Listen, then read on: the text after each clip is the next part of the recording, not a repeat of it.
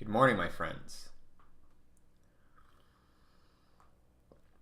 Today, it's just normal cloudy day. There's still snow on the ground. It was raining last night, so I was expecting it to sort of all the snow to be washed away, but it looks like it cooled down a little bit. So the snow sort of came back, which is nice to see. I hate uh, that sort of awkward period, especially like in end of March when the snow starts to melt and everything's just kind of brown. So I'm glad that didn't happen and the snow sort of stuck around. So today I'm going to be talking about someone asked a request, which was how I started getting into music and how he could as well. So, um, talking about how to start into music, how I started. Really, I never really. I wrote a few songs when I was in high school. I was part of like this, like in my music class, we had like a songwriting workshop type of thing that we did, which is something I participated in, and it was nice to see. It was nice to do that and to write a few songs back then. But it was under a completely different way as to how I write music now. Back then, it was kind of like, I'd write the lyrics and then go on the piano and come out with chords to the song that sorry that went along with the lyrics, so to speak. So nowadays, when I'm writing music, if I'm writing lyrics, I'll generally pump out or produce the track first, and then sort of come out with the lyrics while I'm sort of in the process of writing the song. And that's it's a completely different dynamic. But this is all about how I started getting into music in the first place. I guess sort of more as to how my career, I guess, as a musician sort of started. And it actually began without actually making music. I discovered vaporwave around 2014, and I thought it was a fascinating kind of genre. I thought it was very interesting musically, sonically, and I thought just the concepts that people came up with in terms of making their albums were very interesting. So I thought I could probably do it myself. I mean, not probably, I knew I could do it. It's really easy. You just take songs you like and slow them down and chop them up, essentially. So I did that at first. I downloaded some music. I got Audacity, and I made my first album. It took me about a couple hours or like throughout the day to make it.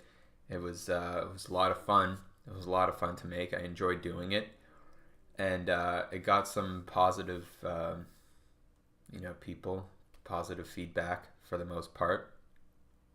And then, I did it again a few months later, which was my Columbine Nightmares album. If any of you know about that one, that was a much more in-depth project that actually took some time to make. But again, this is all sample-based stuff. I was never actually writing or making any music of my own. I was just sort of, piecing together bits of music, right? And then things started changing. I eventually wanted to start writing my own music, and that's when I had like a MacBook from at that time, and had GarageBand on it, which most MacBooks do. I think they still do anyways. It's been a while since I've had a Mac. And I just started making like little loops of music, right? Because I knew how to play some piano. I wasn't really that good, but I still knew how to play a little bit. So I would just make like little drum loops and then just sort of improvise on a pentatonic scale over the course of that. And that would be a track. It would be very simple stuff. I wasn't really doing this because I wanted to do this professionally or anything. I was just doing this for fun. So I did this, and then uploaded an album. And that was the time when I was actually talking with Dream Catalog, because he listened to my first album that I released, and he said he really liked it, and then he wanted me to do something. So I eventually did something for him, and that was Deep Web Rising. If any of you know about that album, that was made exclusively on GarageBand. And I kept doing that, and as as I progressed more and more, I wanted to do something a little bit more serious, and that was when I started getting in touch with some friends of mine that lived in the neighborhood. They were also producers. They were much more skilled than I was at the time. They were much more popular as well. They had a following on SoundCloud, and so I wanted to sort of learn more about producing on a professional level or more professional level rather than just making loops in GarageBand. So that was when I downloaded Ableton, and I started working on something very serious, which was my first serious album, which was End of World Rave, which is probably my most known work at the moment. So that was a good summer for me for making music, and that was sort of how it started. And now it's been 3 years now since I've released End of World Rave, and I've time's gone by pretty fast since then. I can't say it's definitely interesting being in that sphere of music.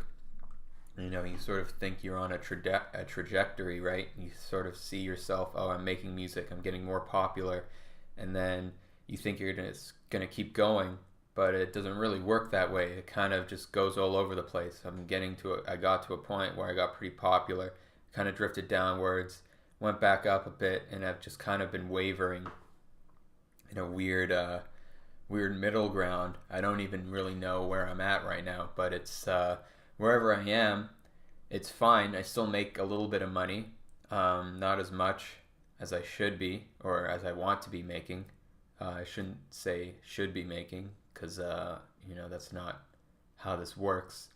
Which is why I'm learning about other concepts of trying to make money, not just relying completely on music, which is kind of a foolish thing for anyone to try to do. But I'm still going to do it because it's, why not, if I have time to make music, I will make music, right? So either way, if you want to start making music, just don't think about it too seriously. Don't think like, oh, I'm going to become a musician today. That definitely didn't help me start out. I just sort of started doing it for fun and then kept going at it from there.